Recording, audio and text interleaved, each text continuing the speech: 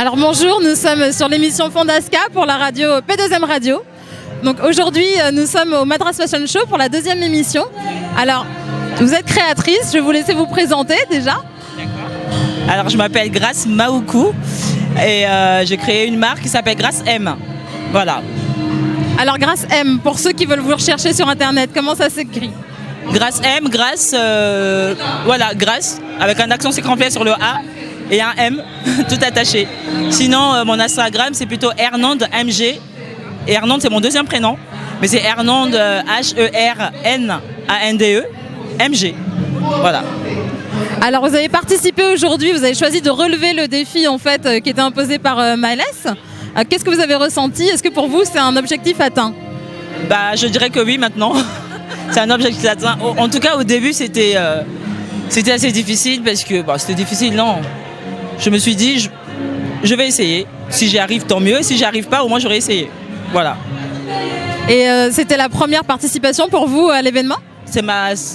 J'ai l'habitude de créer, mais j'ai jamais fait de collection. Donc c'était vraiment ma première collection, une vraie collection. Et étant donné que j'avais du temps, parce qu'à côté je travaille quand même, j'ai 2 travails à côté.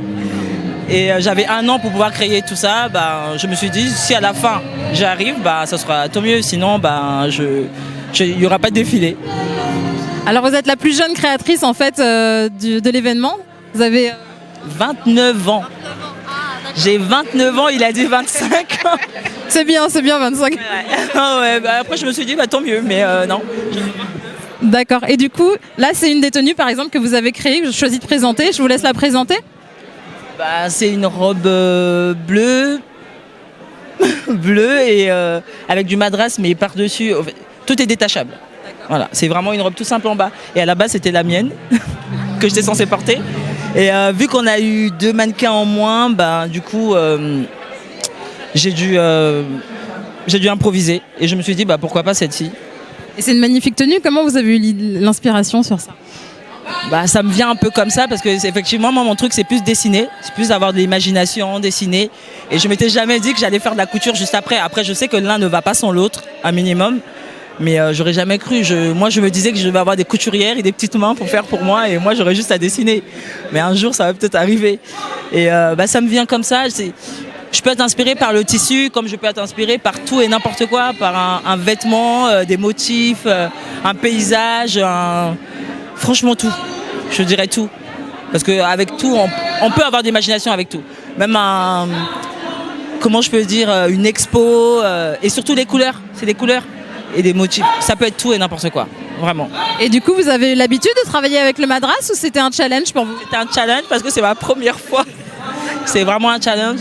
Et vraiment pour rester dans le thème, j'avais demandé à Cinda Height, une amie à moi qui est plutôt dans la création de bijoux, d'essayer de me faire des couronnes de fleurs qui vont rentrer dans le thème, parce que pour moi le thème, pour moi un défilé de mode c'est un look, c'est presque un look concret, donc c'est vraiment le tout.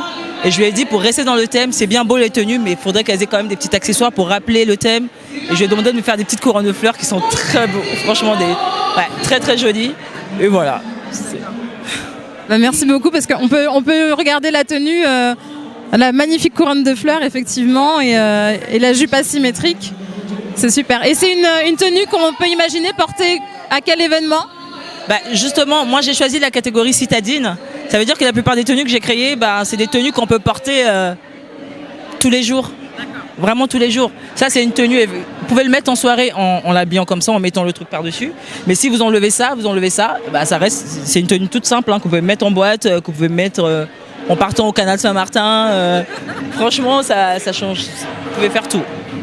Et si on veut retrouver en fait vos créations, vous demandez comment ça se passe? On peut vous contacter, on peut vous demander de faire des tenues sur mesure, ou alors vous vendez du prêt-à-porter. Comment ça se passe? Moi, ça serait plutôt des pièces uniques. Je vais peut-être recréer quelques pièces en 2 fois, mais pas plus, parce que je veux pas que ça soit du prêt-à-porter. Et ça sera plutôt sur Instagram. Je suis plus connectée sur Instagram. Et là sur ma carte j'ai mis Instagram, Facebook, mais le Facebook il n'est pas vraiment fourni, il n'y a pas grand chose. J'attendais que la collection, le défilé soit passé pour pouvoir mettre toutes les tenues dessus. Si elles ne sont pas achetées ce soir bien sûr. Sinon Instagram c'est Hernand MG. Voilà, Hernand MG, Pinterest c'est Hernand MG, Et Facebook, c'est Emage, je crois. Emage. H-E-M-A-G-E. Voilà. On vous remercie beaucoup. Bravo pour les créations, bravo pour le défilé aussi. Qu'est-ce que vous avez ressenti d'être ambassadrice un peu de ce tissu sur scène?